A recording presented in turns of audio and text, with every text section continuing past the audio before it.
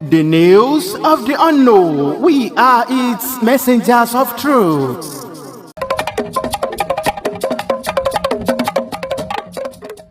Ẹ̀yin olólùfẹ́ wa tẹ́ ń wò wá láti ilé wa. Èyí ni láti fi hàn fún yín wípé ibi tá ń bẹ lénìí tí a ti wá kí irú yídì ti ọdún ìtúnu tèní. Òun náà ni lọ́dọ̀ bàbá wa Al-Sheikh wal Imam, bàbá wa Al-Sheikh Muhammad Yahya Abdul-Rashid, ẹni tí gbogbo àgbáyé mọ̀ sí Al-Wajud, ní ìlú kan tá ń pè ní ìlú Ìdíṣin ní Ìlara. Gbogbo ẹ̀yin èèyàn wa nílé, ẹ máa bá wa ká lọ gẹ́gẹ́ bí ètò náà ṣe lọ nígbà tá ń bẹ lọ́dọ̀ bàbá wa náà. Ẹ máa bá wa ká lọ. Fún wa lápapọ̀, ẹ jẹ́ á lọ sí ọ̀dọ̀ bàbá wa náà ká lọ gbọ́ kútúbà ìrun ìdí tèní. Ọlọ́run kó gbà ní ìbádà fún èmi àti yín. Ọba Sùlẹ́mánà, ọba kan ni tó ní ọlá, ọwá kú ọlá jọ ńgbà tí ń bẹ láyé, súnmọ́ máta, ńgbà tó wá padà yá ó padà kú ni. Bọ́lá Sùlẹ́mánà bó ti pọ̀ tó, tọ́já sí ń pe ní àárí ọlá ta lè fi wí ọlá rẹ̀ láyé, ńbo ló tún padà ṣẹ́kù. Ẹ̀rí tó Sùlẹ́mánà ó tán pẹ̀lú ọlá tí Ọlọ́run ọba tó fún un. Wọ́n yìí lọ́mọ tó kí inú bìdálì, eléyìí náà ni kí gbogbo wa náà ẹ jẹ́ ká máa ronú nípa rẹ̀. Igbe àwa náà alọ́lá lénìí, àwa náà ọkàn wa balẹ̀ lénìí, àwa náà ajẹ́ nǹkan lénìí, tó bá padà yá lọ́la gbogbo wa náà àní padà jẹ́ nǹkan mọ́.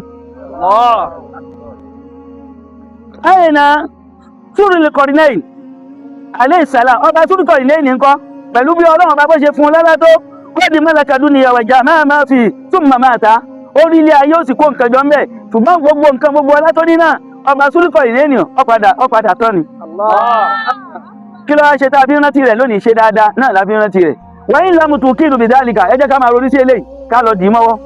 Àyìnà Namurus bùnú Kanaan la'natullahi alayhi, ọba Namurusu ọmọ Kanianu, ibo ní ń bẹ pẹ̀lú ọlá rẹ̀ tó ní ibi dandan Ọlọ́run ọba kọ́ máa lọ bá.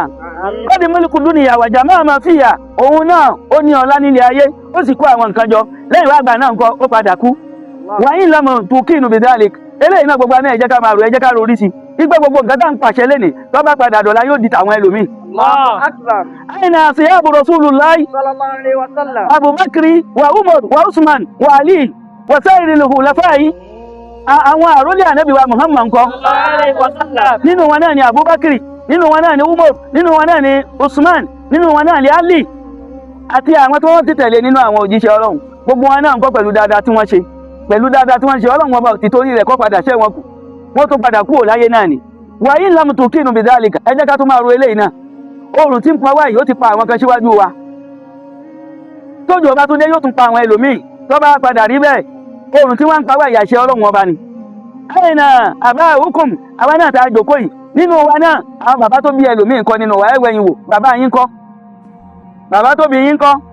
Ó dájú pé ńgbà kan nínú wa náà à ń rí àwọn bàbá wa, wọ́n ń bá wa sọ̀rọ̀, àwọn náà ń bá wa sọ̀rọ̀, wọ́n ń pè wá ránníṣẹ́, ìmọ̀ wọ́n ń fún wa lówó tàbí káwọn náà ká fún wọn. Lọ́jọ́ tèmi bàbá wa, bàbá tó bí wa ńkọ́, ńbo ni wọ́n ń bẹ? Wa yu'minukum, àwọn ọmọ ìyá wa ńkọ́, alladhi ya'malu kullal amal fi dunya, tí wọ́n ṣe gbogbo iṣẹ́ táwa náà ta ṣe nínú iṣẹ́ olóore wọ́n ṣe, ìmá kírun wọ́n kí, ìmá gbàwẹ̀ wọ́n gbàwẹ̀, ìmá yan sàká wọ́n yan sàká. Ńbo ni wọ́n ń bẹ lẹ́nìí? Ikú ti gbẹ̀mí wọn. Allahu akbar. Qad mautu wa dufina fil ardi aw fil turabi, gbogbo wọn náà ni wọ́n ti kú, wọ́n ti bò wọ́n mọ́lẹ̀. Lárúbáwá a máa sọ èdè tó pọ̀, tó bá wù yóò lo árídù, tó bá wù yóò lo tùrọ́ọ̀bù. Ilẹ̀ náà ní méjèèjì, wọ́n ti bò wọ́n mọ́lẹ̀, wọ́n ti lọ. Wọ́n sì da àjàwá tá a jòkó yìí lọ. Qad atahum munkaru wa nakiru wa masa'alatuhum, ẹ wá rí munkaru àti nakiru wọ́n ń bẹ lọ́dọ̀ wọn bí wọ́n léèrè ọ̀rọ̀, wọ́n ti padà bí àwa náà o. Ẹ jẹ́ ká lọ gbìyànjú nǹkan tá a ní sọ fún wọn lọ́jọ́ tó bá yá. Isa kanu mu'minin fayansaru fihi na'aniu, ó yẹ kí àwa mùsùlùmí ká máa rorí nípa eléyìí, ipe ilé kan là ń bẹ tẹ́lẹ̀, nígbà tó yá a tún ṣípò padà kúrò ńbẹ̀, a tún bọ́ síbì kan, nígbà tó yá a tún padà bọ́ síbì kan, nígbà tó yá a tún padà bọ́ síbì kan, nígbà tó bá padà yá inú ilẹ̀ lẹ́nìkan kan padà sí. Fa in kana munafiqina fayadu balahum yawmal qiyamah, ó yẹ kí àwọn aṣojú méjì bí ọ̀bẹ, àwọn mọ̀nàfìkì, kí wọ́n máa ronú sí eléyìí, ipe Ọlọ́run bá ń bẹ o, Ọlọ́run bá ń bẹ o. Gbogbo adájòkó yìí ìgbà kan ni wọ́n fún wa jẹ, ìgbà kan làwọn náà dẹ padà di ẹni tí ń padà fún yàn. Allahumma ighfir lil mu'minina, Ọlọ́run bàbá àforíjì gbogbo àwọn mùsùlùmí òdodo. Wal mu'minati, lọ́kùnrin wọn àti lóbìnrin wọn.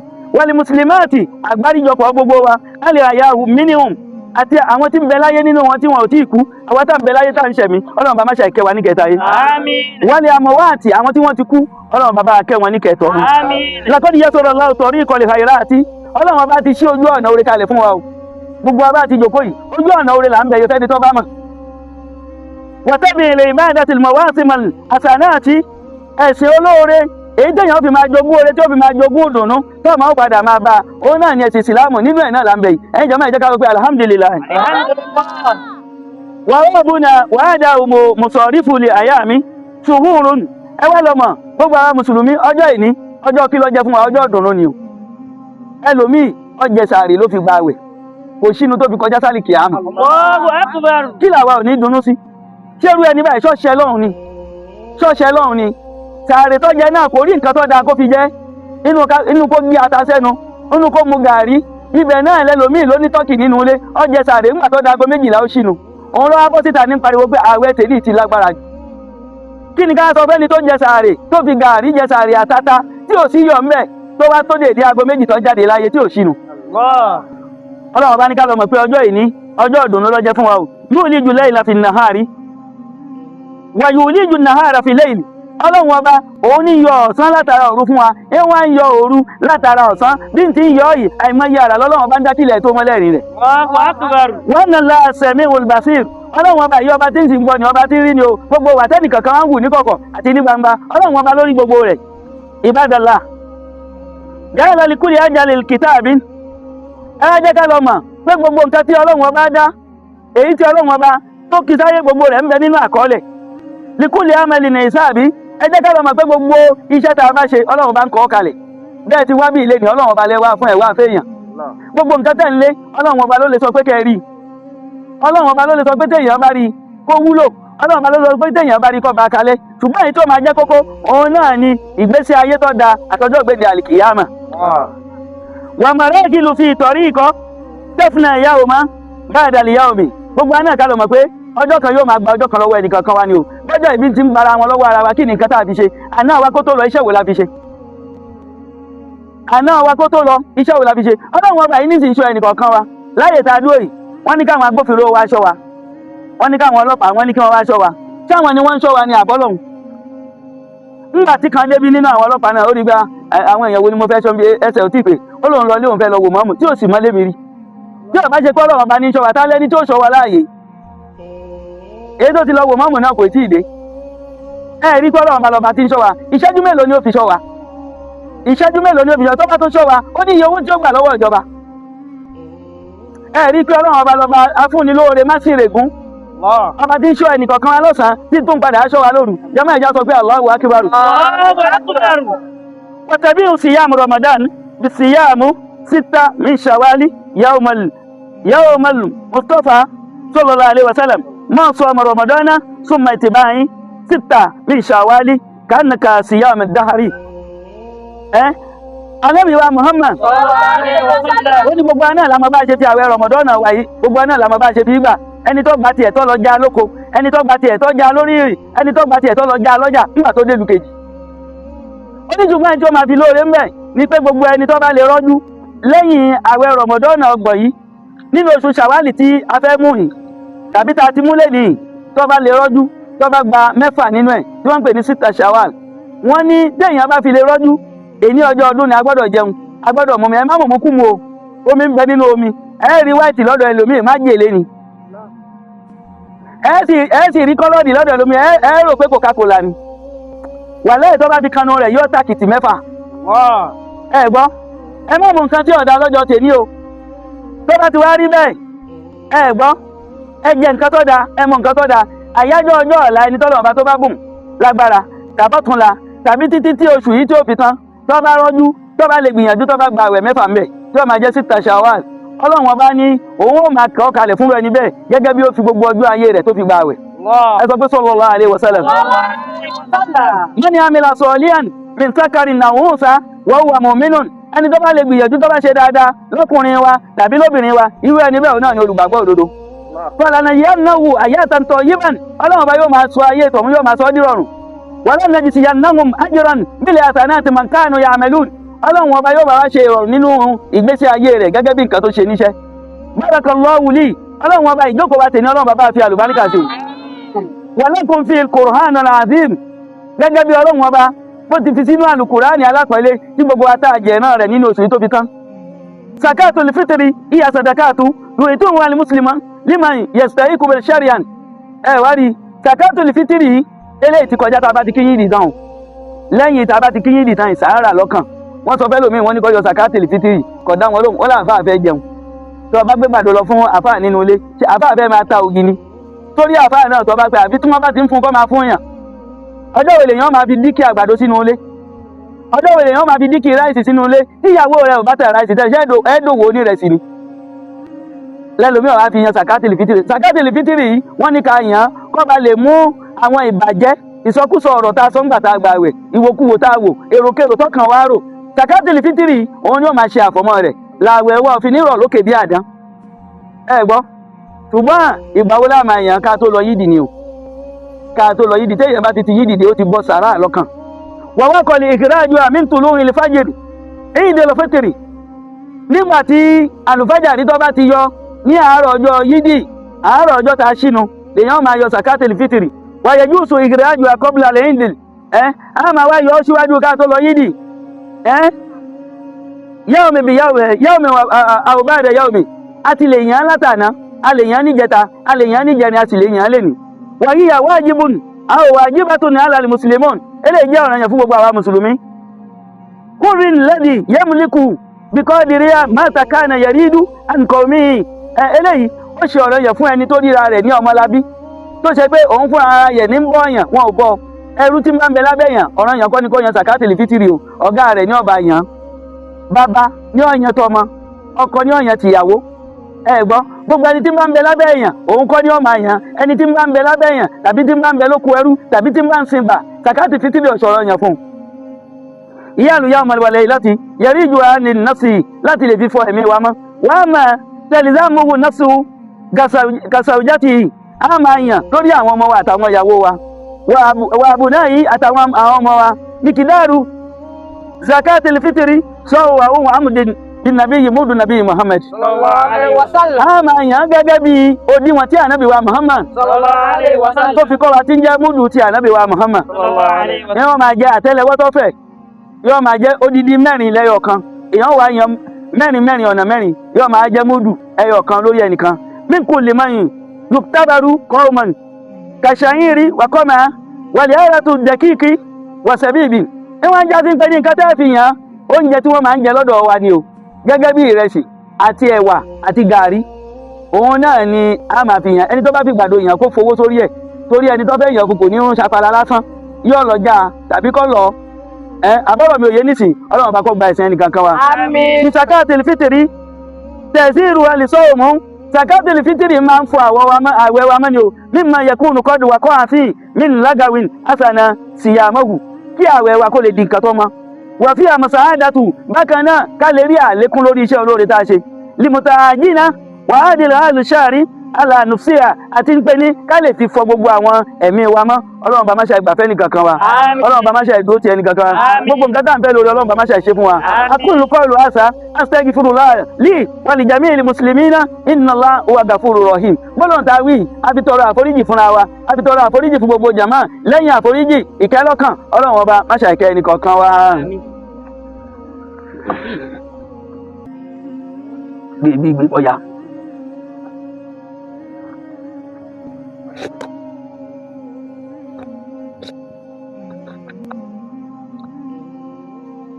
Alhamdulillahi Rabbil alamin.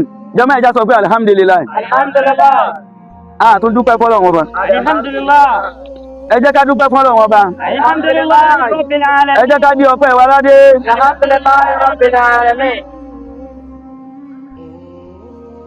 Al-khutbah as-saniyah. Alhamdulillahi ala al-insani. A dúpẹ́ fún Ọlọ́run ọba alhamdulillah lórí oore tí Ọlọ́run ọba tó ṣe fún ẹnìkọ̀ọ̀kan wa. Wa shukru lahu ala tawfiqi. Àwa mọ ìmoore fọ́lọ́run ọba lórí àríṣe déédé tọ́lọ́run ọba tó gbé pàdé ẹnìkọ̀ọ̀kan wa. Tó lè pé nǹkan tá a rò lérò Ọlọ́run ọba ní kó ṣe déédé. Èyí tá ń fẹ́ Ọlọ́run ọba bá wa fẹ́. alhamdulillahi ala al-ihsani wa shukran lahu ala tawfiqi wa shahadu an la ilaha illallah wahdahu la sharika lahu ta'zima li shani àwa jẹ́rìí pé Ọlọ́run ọba yìí ọba àṣọni ọba ẹyọ kan ni ọba tí ń bẹ lánàá ọba tí ń bẹ lẹ́ni ọba tí ó máa padà ṣẹ́kù tó bá dọ̀la. Allahu akbar. wa shahadu anna nabiyyana muhammadan abduhu wa rasuluhu àwa jẹ́rìí pé ànábì wa muhammad Sallallahu alayhi wa sallam. òjíṣẹ́ Ọlọ́run ọba ni ọ̀rẹ́ Ọlọ́run ọba ni àyọ Ọlọ́run ọba ní í ṣe àmọ́ bá àdúrẹ́yìn wá gbà náà jàmáà ẹ jẹ́ ká sọ pé Allahu akbaru Allahu akbar. Allahu akbaru Allahu akbar kabira Allahu akbar kabira. Ọlọ́run ọba náà lọ́ba tí ń fi ń tóbi agbé tóbi gẹ́gẹ́ bí ìtìsíwájú Allah. títóbi rẹ̀ àwẹ̀ Ramadan yankosimu ila salasa akisáàmì alákọ̀ọ́kọ́ mẹ́wàá alákọ̀ọ́kọ́ àwọn kan wọ́n ti kọjá sọ́dọ̀ Ọlọ́run Allah. a fi gbé Ọlọ́run ọba tóbi mẹ́wàá ẹlẹ́ẹ̀kejì àwọn kan wọ́n kọjá sọ́dọ̀ Ọlọ́run a fi gbé Ọlọ́run ọba tóbi mẹ́wàá ẹlẹ́ẹ̀kẹta àwọn kan kọjá sọ́dọ̀ Ọlọ́run a fi gbé Ọlọ́run ọba tóbi Allahu akbar. ìgbọ́lọ́run tóbi wa ò tó Allahu akbar. a ń ṣe kútúbà nǹkan mí ilẹ̀ mi wa ń tún rò àwa ẹ̀dá èèyàn a fẹ́ mọ̀ọ́rẹ́ fọ́lọ́run o ó ní ẹ̀dá ẹ má yà láìmoore mo bẹ̀ yín ẹ má yà láìmoore ẹ̀dá ẹ má yà láìmoore mo bẹ̀ yín ẹ má yà láìmoore ẹ fòrè fólóore lásìkò kínú olóore kó lè máa dùn mo bẹ̀ yín ẹ má yà láìmo ọkùnrin ẹ má yà láìmo obìnrin ẹ má yà láìmo onílé ẹ má yà láìmo àlejò ẹ má yà láìmo ọmọdé ẹ má yà láìmo alàgbà ẹ má yà láìmo re ẹ̀san rẹ̀ fólóore lásìkò kínú olóore kó lè máa dùn mo bẹ̀ yín ẹ má yà láìmo. Gbogbo oúnjẹ tá a jẹ lẹ́nu mélòó la fọ́lọ́ wọn bá ń bẹ̀. Allahu akbar. Àyàfi ká máa gbọ́dọ̀ bá tóbi ká máa ṣe alhamdulillah. Alhamdulillah. Òun lọ bá tí èèyàn ó máa bẹ̀rù kò sí nǹkan tọ́lọ́wọ́n bá tí ó padà bẹ̀rù. Ọlọ́wọ́n bá bẹ̀rù nǹkan àfi nǹkan tí ó padà bẹ̀rù rẹ̀. Allahu akbar. Alhamdulillah kathira wa subhanallahi bukratan wa asiya. A dúpẹ́ fún Ọlọ́run ọba Alhamdulillah. nígbà tí ojúmọ́ tó bá mọ́ wa àti nígbà tí ilẹ̀ tó bá ṣú. Ayúwa náà ṣú. Tíra yìí ń pe gbogbo àwa ọmọ ẹ̀dá èèyàn ẹ̀rí pé Ọlọ́run bá ọba olóore ọ̀fẹ́ ni. Nígbà tá ń pariwo nísìnyí pé òòrùn pọ̀ ó tún mú ọ̀mbrẹ́là ó tún ga sórí wa. Ṣáwà la sọ fọ́lọ́run kó tó pajú òòrùn. Ayúwa náà ṣú. Ẹ̀yin lámù rahimukallahu tíra yìí ní ẹ̀yin èèyàn tẹ́ jòkó ẹ lọ mọ́ọ́rẹ́ Ọlọ́run ọba ń ṣèkẹ́ fún yín lójoojúmọ́ yín ṣùgbọ́n ẹ̀ mọ́ọ́rẹ́. Anna sakata al-fitri sunnatu fariduha Rasulullah sallallahu alaihi wasallam. Sakati al-fitri ọ̀rọ̀ yẹn ní fún Ànábì wa Muhammad. Sallallahu alayhi wa sallam. Bó ṣe pa wá láṣẹ ṣé gbogbo náà ta jòkó ìjà arántí yàn ìyá apá àwọn ọkọ wa láṣẹ pé ẹ dákun ẹ̀yàn o nítorí kíyàwó àbá kọ́ má bàa tògì kíyàwó àbá kọ́ má bàa tàrẹ́sì kíyàwó àbá kọ́ má bàa tèlùbọ́ ẹ yọ̀ǹda wọn fi wọ́n lẹ̀ fọlọ́hun káwọn bá dolówó ọ̀gì lẹ́yìn àwẹ̀ ọjọ́ mélòó ni ó fi tán ǹjẹ́ ń ṣe ẹ̀tọ́ Ọlọ́run ọba fún ayín ala kulli muslimin zakarin aw unsa ó sọ̀rọ̀ yọ lórí ọkùnrin àtobìnrin sọgíran aw kabiran lórí ẹni tó kéré àtẹni tó dàgbà kódà oyún inú agbọ́dọ̀ yan sàkátìlì fítìrì ẹ̀ tẹ́ ẹ̀ tí mọ̀ pé bóyá ọkùnrin lẹ́fẹ́ bíbí àbóbìnrin ẹ gbọ́dọ̀ yan sàkátìlì ó sáà mọ̀ pé ìyàwó rẹ̀ ń bẹ lórí oyún ọ̀yàn tiẹ̀ ó tún yan toyún tí ń bẹ nínú rẹ̀ fúnra náà abudan ẹrú tí ń bẹ lọ́dọ̀ rẹ̀ ọ̀yàn tiẹ̀ ọmọ gidi tí ń bẹ lọ́dọ̀ rẹ̀ ọ̀yàn tiẹ̀ gbogbo wọn náà sì lọ́mọ gidi ọ̀nà ló yin ẹrú ní baba. yàríjọ ankulu nafsi sọ́ọ̀hún wàhíyà àrìbáàtún amọ̀dáàdín bimodin nabi sallallahu alaihi wasallam gẹ́gẹ́ bí a ti wí tẹ́lẹ̀ mọ́ọ̀dù ẹyọ kan ni tí ó máa jẹ́ àtẹ́lẹwọ́ àgbàlagbà tó kún dáadáa mẹ́rin tí ó máa jẹ́ tẹnìkan ṣo sallallahu alaihi wasallam laqad ya'la lil muslimina mawasimul azima adúpẹ́ fún Ọlọ́run ọba o tó ní káàrí ọjọ́ tèmi Alhamdulillah. Ọlọ́run ọba náà la wá dá ọpẹ́ fún àṣẹ́hù màrúfí tí wọ́n ká wa Ọlọ́run bàbá ṣe dáadáa fún wọn Amina.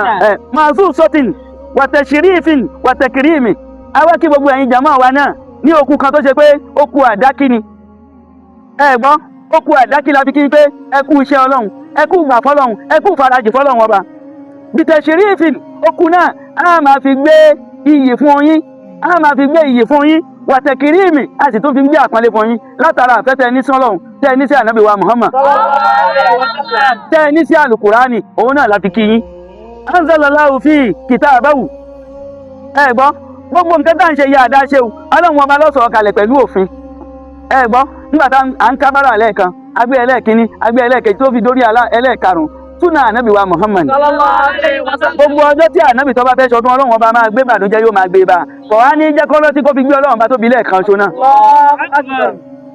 ẹ̀rí nǹkan bẹ́ẹ̀ ṣáàrù lìkìyàmí oṣù yóò ti lọ oṣù wo ni ṣáàrù lìkìyàmí oṣù tá a máa ń dìde lóru tá a máa ń ké pọ̀ lọ́hùn ṣùgbọ́n bó ti lọ yìí tó ọlọ́run ọba ò fòfin sí pé oṣù tá a mú iná ẹ má padà dìde ńbẹ̀ kí ló fẹ́ fi kọ́ wa ó fi kọ́ wa pé bẹ́ẹ̀ ṣe ń dìde nínú oṣù rọmọdọ́nà náà oṣù tá a mú iná ẹ má dìde ńbẹ̀ náà.